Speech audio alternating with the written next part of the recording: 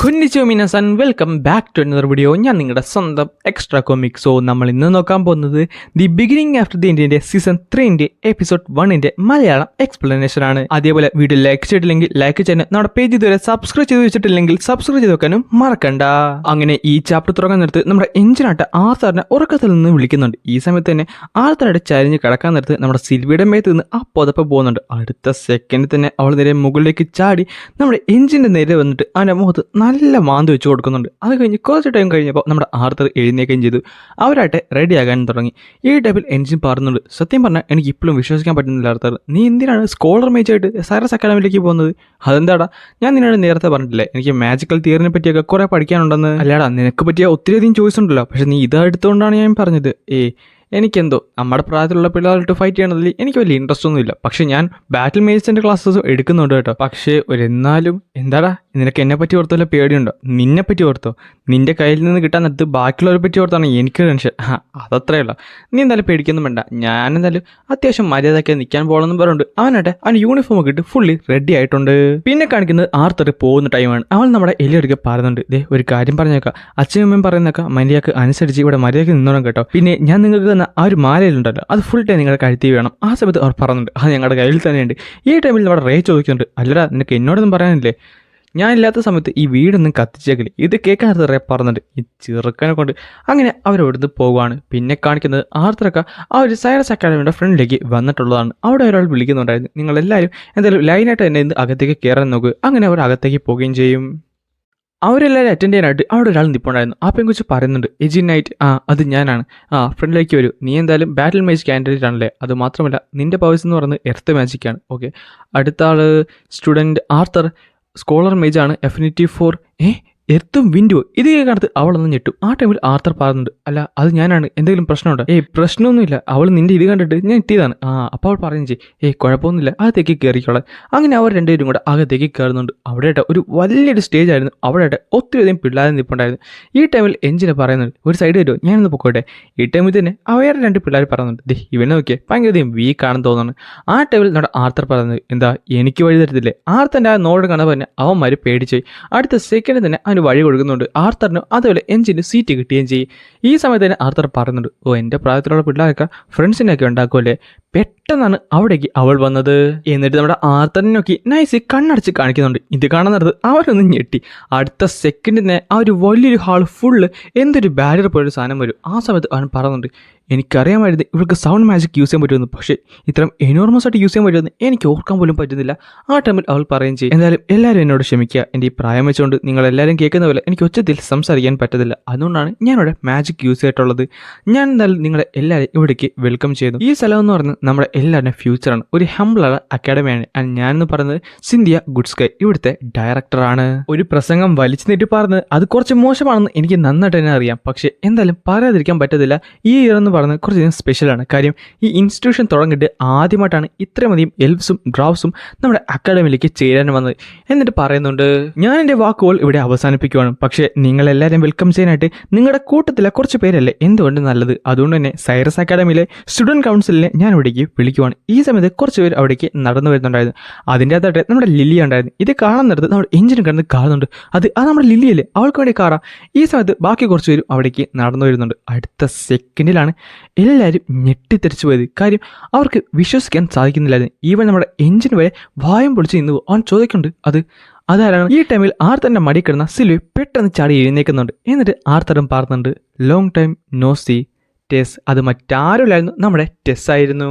എല്ലാവരുടെ മുമ്പിൽ നമ്മുടെ ടെസ് തിളങ്ങി നിൽക്കാനായിട്ട് രണ്ട് മേജറായുള്ള റീസൺസ് ഉണ്ടായിരുന്നു. ഒന്നാമത്തെ കാര്യം എന്ന് പറയുന്നത് പുള്ളിക്കാരുടെ ആ ഒരു ഭംഗി തന്നെയാണ്. എന്നാൽ രണ്ടാമത്തെ കാര്യം എന്ന് പറയുന്നത് ഇതുവരെ ഡിസിപ്ലിൻസ് ഒന്നും ഇല്ലായിരുന്ന നമ്മുടെ ഡയറക്ടറായുള്ള ഗുഡ്സ്കൈയുടെ ഡയറക്റ്റായുള്ള ഡിസിപ്ലിനായിട്ട് നമ്മുടെ ടെസ് മാറിയിട്ടുണ്ട്. എൻ്റെ പേര് ടെസി എന്നാണ്. ഞാൻ എന്തായാലും എല്ലാവരും തന്നെ ഇവിടേക്ക് വെൽക്കം ചെയ്യുന്നു. നിങ്ങൾക്ക് എല്ലാവർക്കും അറിയാവുന്ന പോലെ ഞാനും ഒരു ഫസ്റ്റ് ഇയർ ആണ്. പക്ഷേ എനിക്ക് ഒരു വർഷം മുമ്പ് തൊട്ട് ഈ ഒരു അക്കാഡമി ഒബ്സർവ് ചെയ്യാനുള്ള ഒരു ചാൻസ് കിട്ടിയിരുന്നു. എന്നാൽ ആ ഒരു സമയത്താണ് എനിക്ക് ആ ഒരു കാര്യം മനസ്സിലായത്. ഇവിടെ നിറച്ച് തന്നെ ഡിസ്ക്രിമിനേഷൻ ഉണ്ട്. ആ ഒരു ഡിസ്ക്രിമിനേഷൻ നമ്മൾ ഇനി മുന്നോട്ട് കൊണ്ടുപോയി കഴിഞ്ഞാൽ അത് നമ്മുടെ റേസിൻ്റെ ഇടയിൽ ബാധിക്കുന്നതാണ്. അതുകൊണ്ട് തന്നെ ഞാനിവിടെ ഒരു തീരുമാനം എടുക്കാൻ പോകുകയാണ്. നമ്മുടെ ഇടയിലുള്ള എല്ലാ ഡിസ്ക്രിമിനേഷനും ഒരു യൂണിഫോം കാരണമാണ് നമ്മുടെ ഇടയിൽ ഈ പ്രശ്നങ്ങളൊക്കെ ഉണ്ടാകുന്നുണ്ടെങ്കിൽ അതെല്ലാം ഞാൻ തന്നെ തുടച്ച് മാറ്റുന്നതാണ്. നമ്മൾ റോയൽ ഫാമിലീസ് എല്ലാവരും ഒരുമിച്ച് വന്ന പോലെ തന്നെ ആ ഒരു കൗൺസിൽ നിർമ്മിച്ച പോലെ തന്നെ നമ്മുടെ ഇവിടെയുള്ള എല്ലാ സ്റ്റുഡൻസും ഒരുമിച്ച് തന്നെ മുന്നേറും ഈ ഒരു കോണ്ടിനെൻറ്റിന് വേണ്ടി എന്ന് പറയുകയും ചെയ്യും. ഇത് കേൾക്കാൻ നിർത്തി എല്ലാവരും കൈയടിക്കാനും തുടങ്ങും. ഈ ടൈമിൽ നമ്മുടെ സിൽവി പറയുന്നുണ്ട്, പപ്പ അത് നോക്കിയേ, മാമ നിൽക്കണ്ട്, കൈ കാണിക്കുന്നു പറഞ്ഞു പുള്ളിക്കാരി അവിടെ കിടന്ന് കാറി പോവുകയാണ്. ഈ സമയത്താട്ടെ നമ്മുടെ എൻജിൻ പറയുന്നുണ്ട്, ആർത്തർ എനിക്ക് തോന്നുന്നു ഞാൻ എൻ്റെ ലവിനെ കണ്ടെത്തിയെന്ന്. ഈ ടൈമിൽ തന്നെ ആർത്തറും സിൽവിയും കൂടെ ഒരു നോട്ട് അവനെ നോക്കുന്നുണ്ട്. അപ്പോൾ ചോദിക്കുന്നുണ്ട്, എന്നിട്ട് നിങ്ങൾ എന്നെ ഇങ്ങനെ നോക്കണത്? നീ ഇങ്ങോട്ട് വന്നിട്ട് തന്നെ ഇത് 4ാമത്തെ തവണയാണ് നിൻ്റെ ലവിനെ കണ്ടെത്തിയെന്ന് പറയുന്നത്. ഈ സമയത്ത് ടെസ് തിരിഞ്ഞു പോകുന്നുണ്ട്. അപ്പോൾ ആർത്തർ പറഞ്ഞ് അവൾ കുറച്ച് മാറിയില്ലേ. അപ്പോൾ തന്നെ എൻജിൻ ചോദിക്കുന്നുണ്ട്, മാറിയെന്നോ? എന്ത് മാറിയെന്ന്? എന്താടാ നിനക്ക് പ്രിൻസസ് കാതലിനെ അറിയാമായിരുന്നു, ഇപ്പതേ പ്രിൻസ് കർട്ടസിനെ അറിയാവാ? നീ ആരാന്ന നിന്റെ വിചാരം? മതി എന്നും പറഞ്ഞുകൊണ്ട് അവനെ അവർ മാറ്റി നിർത്തുന്നുണ്ട്, ഉന്തി മാറ്റുന്നുണ്ട്. അത് കഴിഞ്ഞ് കാണിക്കുന്നത് ആ ഒരു വലിയ ബോറിംഗ് ആളെ സ്പീച്ചൊക്കെ കഴിഞ്ഞ് അവർ നേരെ പുറത്തേക്ക് ഇറങ്ങിയതാണ്. ഈ ടൈമിൽ തന്നെ എല്ലാവരും നമ്മുടെ ആർത്തന്നെ ശ്രദ്ധിക്കുന്നുണ്ട്. കാര്യം സിൽവി അവൻ്റെ തലയുടെ മേലുണ്ടല്ലോ, പക്ഷേ ആർത്തർ വലിയ മൈൻഡൊന്നും കൊടുത്തില്ല. പെട്ടെന്നാണ് ആ ഒരു കാര്യം കണ്ടത്. അതായത് ദൂരത്ത് എന്തൊക്കെ ബഹളം നോക്കുന്നുണ്ട്.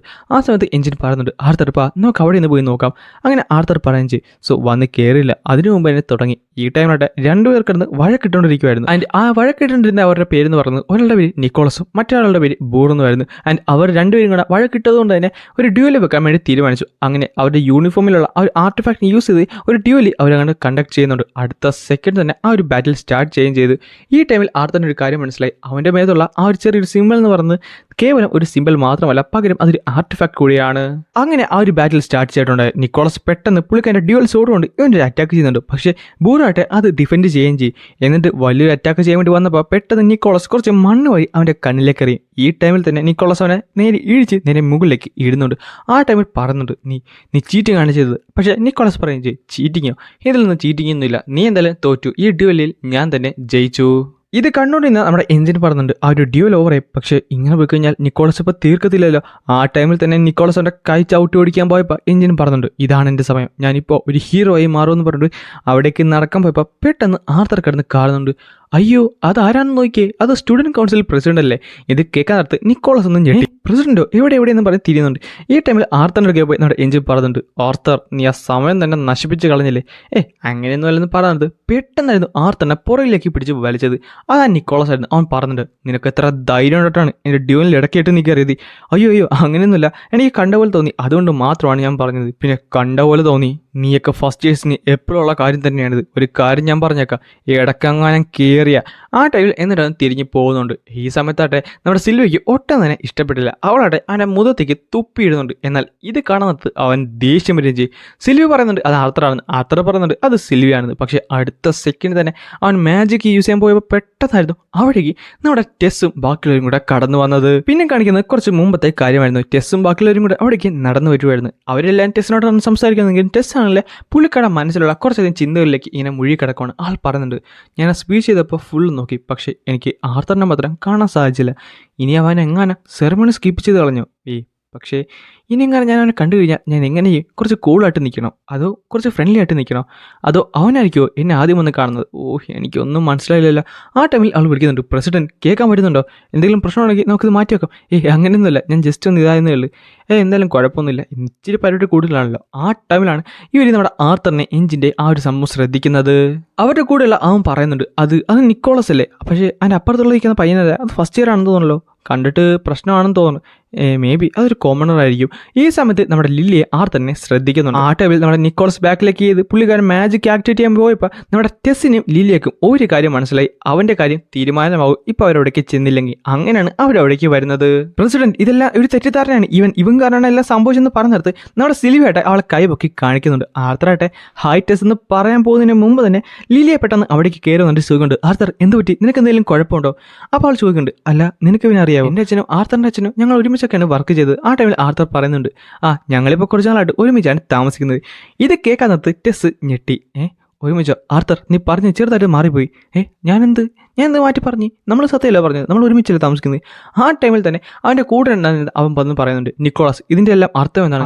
അത് പിന്നെ ഞാൻ ഒരു ഡ്യൂവൽ ചെയ്തപ്പോൾ അറിയാതെ അങ്ങനെയൊന്നും പറഞ്ഞാൽ പാടില്ല, എന്തായാലും ഇനി ഇങ്ങനെയൊന്നും ആവർത്തിക്കില്ലെന്ന് പറയാൻ പോയപ്പോഴാണ് പെട്ടെന്ന് നമ്മുടെ അതായത് ടെസ് കിടന്ന് പറയുന്നത്, നിനക്കൊരു കാര്യം അറിയാമല്ലോ, ഈ സ്കൂളിൽ ഒരിക്കലും ഇങ്ങനത്തെ കാര്യങ്ങൾ ഞങ്ങൾ വെച്ച് പൊറപ്പിക്കാറില്ല. ഒരു കാര്യം പറഞ്ഞേക്കാം, നീ ഇപ്പോൾ സോറി പറഞ്ഞില്ലെങ്കിൽ എന്താകുമെന്ന് നിനക്ക് പോലും അറിഞ്ഞൂടാ. പെട്ടെന്ന് തന്നെ നിക്കോള സോറി പറയുന്നുണ്ട്. ആ സമയത്ത് തന്നെ ആർത്തർ വലിയ മൈൻഡ് ഒന്നും കൊടുക്കത്തുമില്ല. അവൾ ബാക്കിയുള്ളവരെ അവിടെ നിന്ന് പറഞ്ഞു വിട്ടിട്ട് അവൾ പതുക്കെ ചോദിക്കുന്നുണ്ട്, നീ വന്ന ദിവസം തന്നെ ഇവിടെ കിടന്ന് പ്രശ്നം ഉണ്ടാക്കാൻ പോകുകയാണോ എന്നിട്ട് മനസ്സിൽ പറഞ്ഞിട്ടുണ്ട്. ഗ്രാൻഡ് പറഞ്ഞിരുന്നു നീ ഒരു ലോ പ്രൊഫൈലാണ് മെയിൻറ്റെയിൻ ചെയ്യുന്നത്, പക്ഷേ വരാൻ നേരത്തെ തന്നെ ഒരു സീനിയറിനെ അടിച്ചൊതുക്കി കഴിഞ്ഞാൽ പിന്നെ എന്ത് ചെയ്യും ആർത്തർ? അപ്പോൾ ആർത്തർ പറഞ്ഞു ചെയ്യും, എന്ത് നീ 2 സെക്കൻഡ് കണ്ടിട്ടാണോ ഈ കാര്യങ്ങളൊക്കെ പറയുന്നത്? അതൊന്നും പറഞ്ഞാൽ പറ്റില്ല. നിനക്ക് അറിഞ്ഞൂടെ ഇപ്പോൾ ഇവിടെ എന്താണ് സംഭവിക്കാൻ പോയെന്ന്? നിനക്ക് അറിഞ്ഞൂടെ എന്നാ? അവരുടെ ഡ്യുവൽ കഴിഞ്ഞ് ആ ഒരു ബാരിയറും പോയതാണ്. ഞാൻ എങ്ങനെ അത് ചെയ്തില്ലായിരുന്നെങ്കിൽ നിക്കോളസ് ആ കിടക്കുന്ന പയ്യൻ്റെ കൈ ചവിട്ടി ഓടിച്ചെന്നാ. അത് നിനക്ക് അറിഞ്ഞൂടെ? ആ ടൈമിൽ എഞ്ചിൻ പറയുന്നുണ്ട്, ഡാ അത് പ്രസിഡന്റാണ് ഇങ്ങോട്ട് വന്നതെന്ന് പറഞ്ഞുകൊണ്ട് അവനെ വിളിക്കുന്നുണ്ട്. ഈ സമയത്ത് ആർത്തർ അവനെ കൈ തട്ടി മാറ്റിയിട്ട് നേരെ അവിടുന്ന് നടന്നു പോകുവാണ്. ഈ സമയത്ത് പെട്ടെന്നായിരുന്നു അവരുടെ കൂടെ ഉണ്ടായത് നേരെ ആർത്തറിന്റെ തോളത്ത് കയറി പിടിച്ചിട്ട് പറഞ്ഞു, ഫസ്റ്റ് ഇയർ പയ്യ നിനക്ക് എത്ര ധൈര്യം ഉണ്ടിട്ടാണ് സ്റ്റുഡന്റ് കൗൺസിലിന്റെ പ്രസിഡന്റ് എടുക്കാൻ നീ അങ്ങനെ പറഞ്ഞെന്ന് പറയുന്നത്? വേണ്ടെന്ന് പറയുന്നത് ആർത്തർ പറയുന്നുണ്ട്. അല്ലെങ്കിലും എൻ്റെ കൈ ഇങ്ങനെ പുറകിൽ നിന്ന് പിടിക്കുന്നത് എനിക്ക് ഒട്ടും ഇഷ്ടമല്ലാത്തൊരു കാര്യമാണ്. എന്താണ് നീ പറഞ്ഞത്? പിന്നെ കാണിക്കുന്നത് എല്ലാവരും തല തിരിഞ്ഞ് നിൽക്കുന്നതാണ്. സംഭവം വേറൊന്നുമില്ല, അവനെടുത്ത് ആർത്തർ മുകളിലേക്ക് എറിഞ്ഞിട്ടുണ്ട്. ദൂരത്ത് അവൻ താഴത്ത് പോയി വീഴുന്നുണ്ട്. സിലേ നിനക്ക് കുഴപ്പമൊന്നുമില്ലല്ലോ? കുഴപ്പമൊന്നുമില്ലെന്ന് പറയുന്നിടത്ത് ആർത്തർ പെട്ടെന്ന് അവിടുന്ന് പോകുന്നുണ്ട്. ചുരുക്കം പറഞ്ഞാൽ ടെസ്സിന്റെ കൺമുമ്പിൽ നിന്നുകൊണ്ടാണ് ആർത്തർ അവിടുന്ന് പോയത്. അന്നേ ദിവസം വൈകുന്നേരമായിട്ട് ടെസ്സായിട്ട് അവൾക്കൊരു കാര്യം മനസ്സിലായി, എല്ലാം അവൾ നശിപ്പിച്ചെന്ന്. അവളുടെ റൂമിൽ കിടന്ന് അവർ കാറാൻ തുടങ്ങും. കോപ്പ് എന്ന് പണ്ടാരാണെന്ന് വെച്ചാൽ ആദ്യ ദിവസം തന്നെ ഈ അവസ്ഥയില്ല. ഇതെല്ലാം എൻ്റെ തെറ്റാണോ?